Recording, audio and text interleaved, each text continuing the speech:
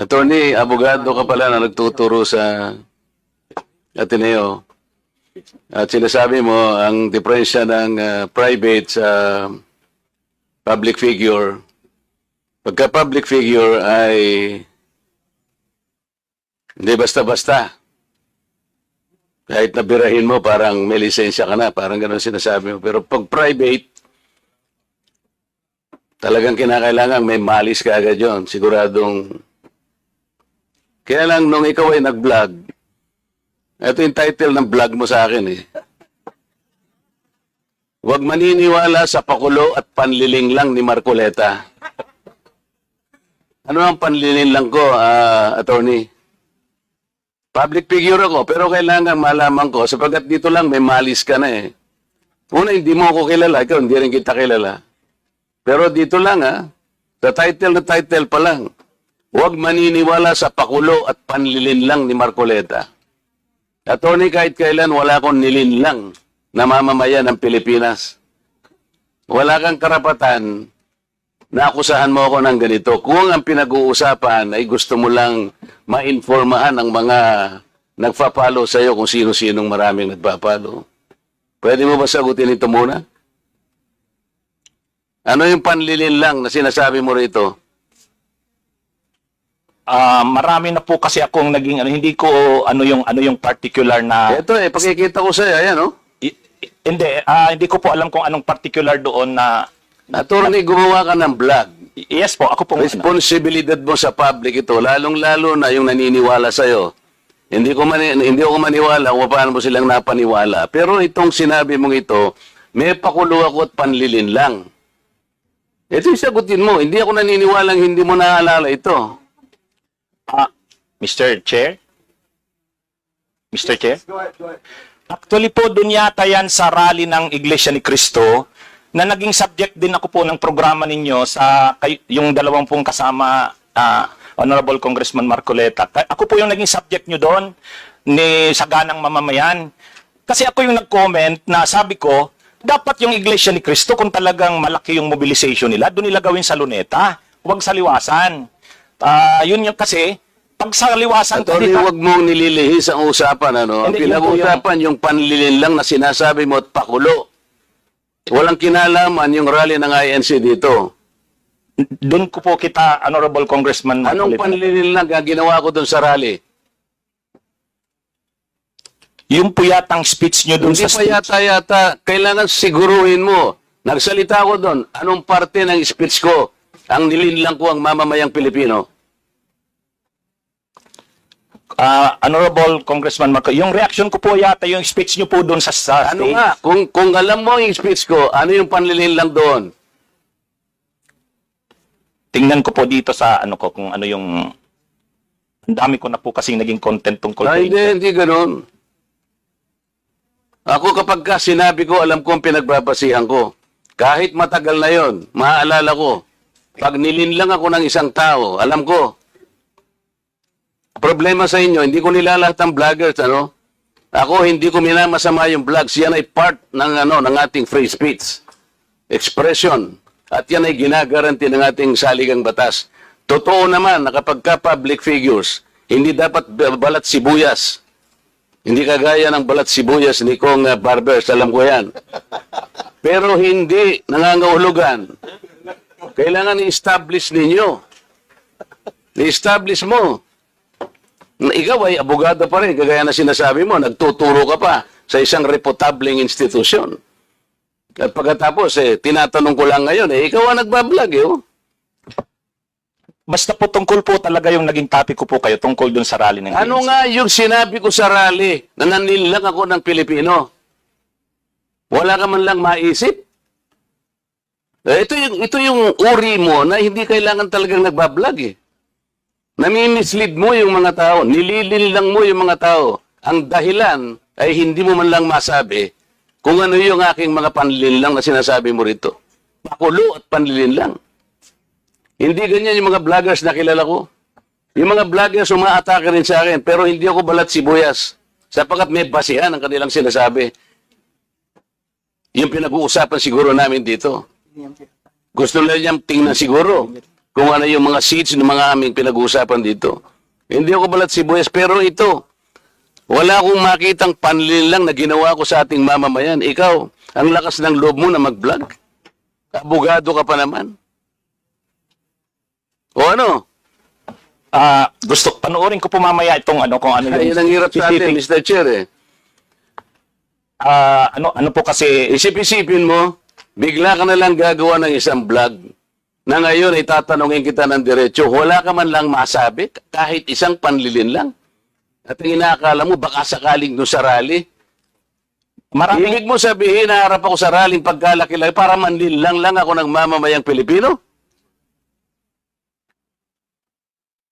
Hindi ka karapat dapat na abogado eh. Hindi ka dapat magturo sa Ateneo. Sinasabi ko sa iyo ngayon. Ako hindi ko inaukusahan ng mga vloggers. Kahit masasakit ang sinasabi nila, ngunit merong basihan. Meron silang pinagmumulan na basihan. Kamukha nung isang vlogger, Mr. Chair. Nakita niya yung isang tarpaulin, isang billboard na na-install doon sa SLEX. Isang female vlogger, Mr. Chair, na napanood ko. Itong si Marcoleta kanya, walang kahihiyan ito Tanga pala eh. At ikinahihiya na rin siya ng mga kapatid niya sa Iglesia ni Cristo. Sapagkat, nakalain mong gagawa siya ng billboard, isasama niya kanya si Pastor Kibuloy. Hindi ba niya alam na si Pastor Kibuloy ay ganyan. So, kinakailangan, Mr. Chair, na sagutin ko. Ang pagkakasabi ko lang po na sagutin ko, miss ka ako, hindi kita kilala, pero medyo nasaktan lang ako, pero nandun na lang, pagpapasensyaan na kita, sapagat ako ay public figure. Kung ako lang ka ako ang ginanito mo, okay lang eh. Kaya lang kita sasagutin sapagkat yung mga nakikinig sa'yo, baka malin lang mo. Baka sila'y mailigaw mo sa paniwala na ako nga ang gumawa ng billboard na yan. So ipinaliwanag ko, Mr. Chair, hindi ako ang gumawa ng billboard na yan. Nakita ko na lamang po na biglang kasama po ako ron. At hindi naman po ipinaalam sa akin nung gumawa. Siguro po dahil si Pastor Kibuloy po ay tumatakbo ring isang senador, inakala niya sigurong magiging maganda rin para sa kanya kung kami po ay magkasama. Eh ako naman po ay wala namang magagawa tungkol doon. Pero hindi ko na po, wala na po akong reaksyon sapagkat public figure nga po ako eh. Lahat kami ay tatamaan. Ito nga po yung napakagandang pagkakasalita po sa Korte Suprema eh. Mr. Chair, basahin ko lang, maliit lang po ito. The interest of society, ito po yung United States versus Bustos. The interest of society and the maintenance of good government demand a full discussion of public affairs.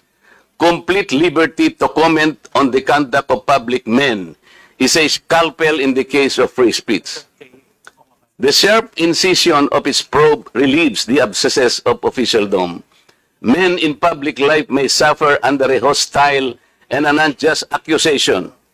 The wound can be assuaged with the balm of a clear conscience. A public officer must not be too thin-skinned with reference to comment upon his official acts. Kaya kaya ko na lang siyang i-tolerate, Mr. Chair, yung babaeng yun eh. Pero ikaw, attorney, dahil sa attorney ka, yan ang sinasabi mo, at nagtuturo ka pa sa isang reputable institution, dito lamang sa title mo eh. Huwag maniniwala sa pakulo at panlilin lang ni Marcoleta. Pagkatapos tatanungin kita ngayon, kung anong panlilin lang ang ginawa ko, wala ka man lang masabi. Kaya naman kitang idemanda pero hindi na kita pagtitsagaan eh, kung ikaw lang. Gusto ko lang malaman ng mga tao na walang basihan itong ginagawa mo. Para sa akin, sapat na nakabayaran sa'yo. O total, hindi na siya makakibo, Mr. Chair. Tatigilan ko na siya. So, hinahanap ko po talaga yung vlog ko na yon kung tungkol saan. So, nakita ko na po, October 21 pa po pala yon 2024. May post kasi si Honorable Congressman Marcoleta, ang post niya, yung tungkol sa pagbisita niya sa Naga. Taga Naga po kasi ako. nakipagkita siya kay former Vice President BP Leni. So ang post ni Honorable Congressman Marcoleta na yun yung mark ng pagiging statesman. Kasi hindi siya kay Duterte, kay Marcos, kay Leni, para sa kanya unity. So yung topic ko, huwag padadala sa pakulo at panlilinlang ni Anong Marcoleta. panlililang doon? Yun nga po, explain ko yung sinabi ko. Kasi Ano nga? opinion ko po ito. Sabi ko, Oo nga, hindi panlilinlang yon. Nakipag-handshake ako. Kaya nga, ang At sabi sinabi ko ko, lang, unity begins. sabihin ko lang po handshake. yung sinabi ko doon sa vlog ko. Hindi, panlilinlang ba yun? Ang sabi ko lang po, kasi kanina po, tinatanong ako tungkol doon sa vlog ko na yon. Hindi ko talaga maalala sa dami ko ng vlog. So, binasa ko po, pinanood ko. So, tungkol po yun sa post ni Honorable Congressman Marcoleta. Sabi niya, reading from netizens, reactions on my brief and casual meeting with former VP Leni. After my trip to Sipokot, I now realize how really divided our people are. Reaching out to all our leaders can also be personal. Our ability to show our humanity beyond the realm of political. How else are we able to exemplify the true meaning of statesmanship if you refuse to extend your hand to all who wants to grasp it?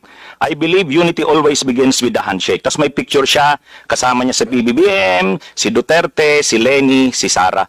Ang reaksyon ko doon, sabi ko, wag tayong padadala doon sa pakulo na yon at panlilang na. Kasi sabi ko, ang totoong statesman, ang paninindigan niya para sa bayan. Hindi ko nakita kay Congressman Marcoleta na ang mga paninindigan niya sa issue ay para sa bayan. So honest opinion ko po yun. Yung po yung ko. Hindi po ako doon, hindi po malicious yung yung intention ko doon. Mr. Chair, may I react? Marcoleta, now you have the floor. Pinutol mo lang, attorney.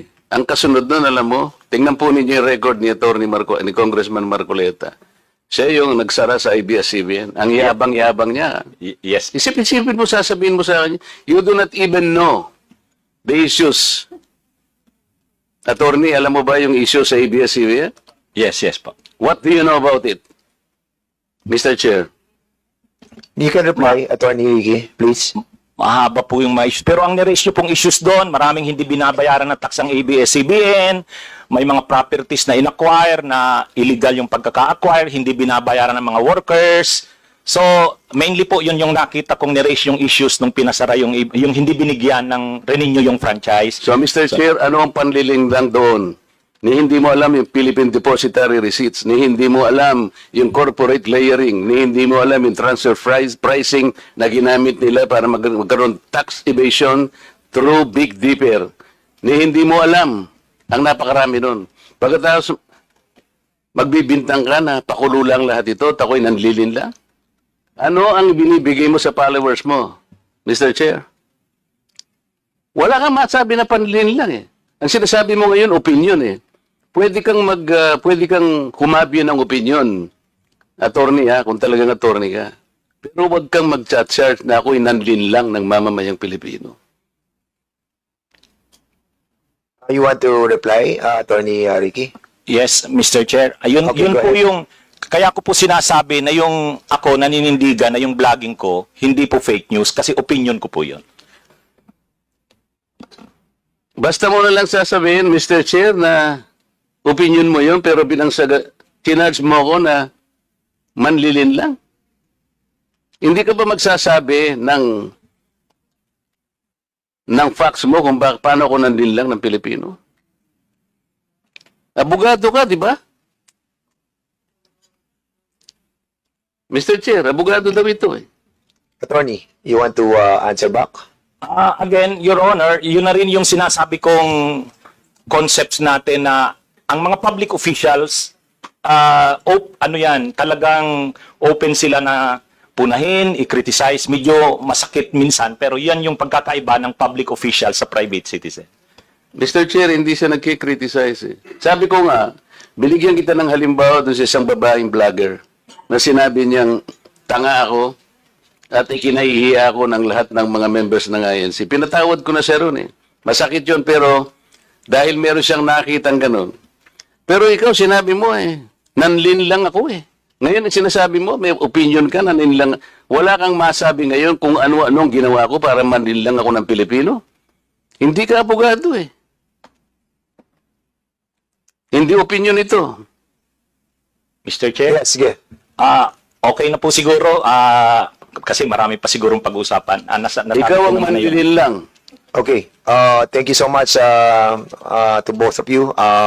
We exhausted that issue and we let the both parties to say their piece. And that's the spirit of this committee, no? Para maging balanse po tayo and fair. I want him to apologize, Mr. Chair. Kung abogado ka talaga. Sorry, Mr. Chair, I won't apologize. Opinion ko yon. With that, we'll dwell to the next issue, no. Ano na muna tayo sa interpellation. Balikan na lang natin mamaya issue yan.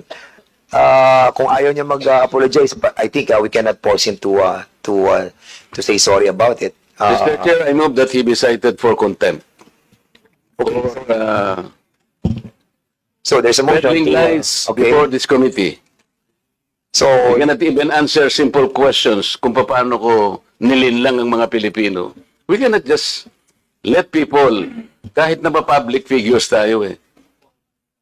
I give him the chance. okay, 1 minute suspension.